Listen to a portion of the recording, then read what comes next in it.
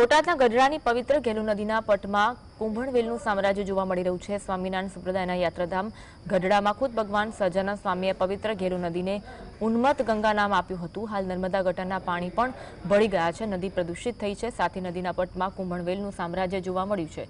સ્થાનિક આગેવાનો દ્વારા વારંવાર આ નદીની સાફ સફાઈ કરવા માટે માંગણી કરવામાં આવી, પરંતુ સફાઈના દાવાઓ માત્ર કાગળ પર રહી જાય છે। ત્યારે તંત્ર જલ્દીમાં જલ્દી નદીની સ્વચ્છતા કરાવે તેવી માંગ ઉઠી છે। તમે જો ગેલા નદી ની અંદર ઠેઠ સુધી નકરી લીલ દેખાય છે, નકરી ગંદકી દેખાય છે। ખાટકીવાસના ખૂણા પાસે તમે જુઓ તો તમને એમ થાય કે અહીં નીકળવું નહીં। હરિભક્તો એટલા અહીંયા હવે અવર જવર છે હરિભક્તોની, બધા મોઢામાં આંગળા નાખી જાય છે, નાકે ડૂચો થઈને પછી હાલે છે।